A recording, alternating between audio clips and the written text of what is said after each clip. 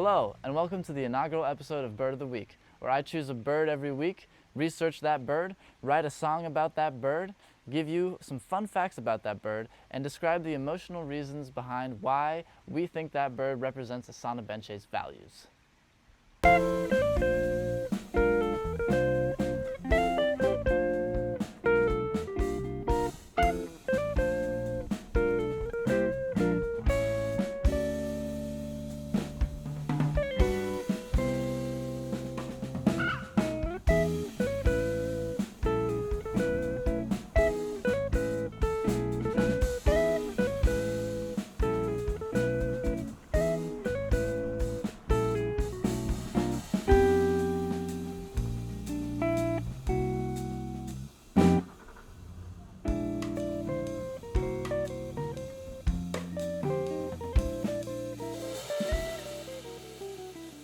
The bird of the week this week is the Corvid.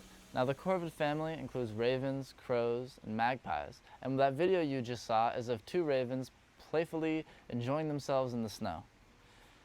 That song you heard under that video is our song that we wrote in order to exemplify our emotions behind what we feel about Corvids.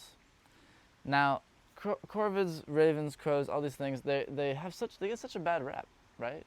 They're looked upon as dark, as negative, as associated with things like death and destruction, and honestly, like, they get a bad rep, you know? They're like just these things in our cities that people disregard.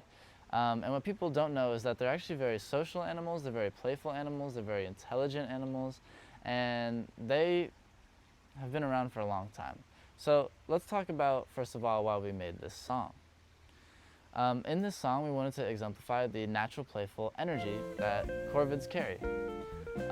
So most of the song is very playful, going along with the very playful scene that we're seeing in front of us between these two ravens.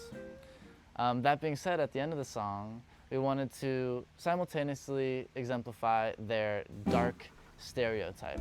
So the end of the music is a bit darker, it's a bit more cynical.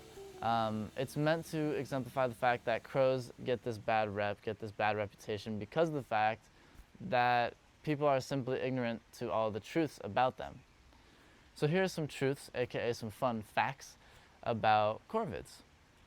First things first, they're very intelligent animals.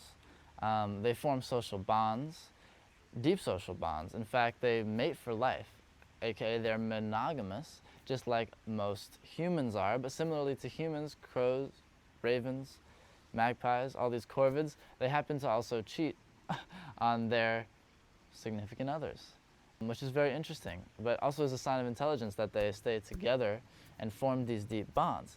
Simultaneously, they're able to use tools to their advantage. In nature, you often see a crow grabbing some stick in its mouth and digging it into a tree in order to access something in that tree that they otherwise cannot access with the length of their beak. But that being said, really the most incredible, intelligence trait that they have is that it seems as though they are, first of all, self-aware and are able to understand that they're having thoughts and that they're thinking about actions to take, things to do, thinking about life. They're also able to take advantage of other animals in order to gain things. They do a big thing, there are a lot of videos on the internet you can find of them like nipping at other animals, causing other animals to fight each other while they take advantage of something going on nearby. They don't take damage well. If they get hit or something, they have hollow bones, their feathers aren't protective feathers, so it's very dangerous for them to actually engage in combat with any other animal, so their use of distractions and manipulation against other animals is a huge sign of their intelligence, knowing their fragility and using their intelligence to get other animals out of their way. And there are some crows up there, oh my god. But they'll eat anything, which is a great survival trait. They also... Fuck, what was the other thing? So in researching crows, I've really fallen in love with them. I've really gained a huge appreciation for their role in the animal kingdom and society. They're just survivors like anyone else. And what I think the biggest lesson we can learn from crows is is, look, crows get a negative stigma. We know that. Some of you right now are probably thinking about how, wow, I didn't realize crows were so cool. I always looked at them in some negative way. And I think what's really important to take away, and something that Asanabenche believes in deeply, is that no matter who you are, what society says you're supposed to be, or supposed to do, or supposed to feel, remember that supposed to is not ever the right answer. You should always do what you feel in your heart. You should always be who you truly are. Crows, they don't give a crap about their negative stigma, about what humans think of them, about what other animals think of them. They don't care about that. Crows are living their lives, they're being themselves, they're intelligent creatures, they're forming bonds, relationships, all these things. They're doing their thing, they're serving their purpose. Everyone has a purpose. Now, a lot of people in today's society are meant to feel as though they don't have a purpose, as if they're useless, or as if because they were born a certain way, look a certain way, feel a certain way, they're meant to do a certain thing with their life, or, you know, adapt a lifestyle that maybe they don't actually enjoy, or maybe that isn't actually right for them.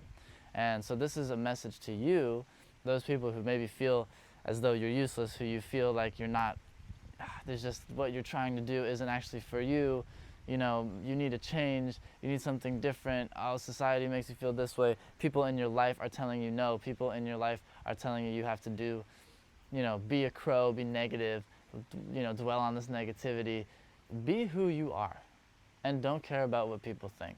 So with that positivity in mind, that concludes episode 1 of Bird of the Week. We'll send you out with the video one more time. Happy crowing!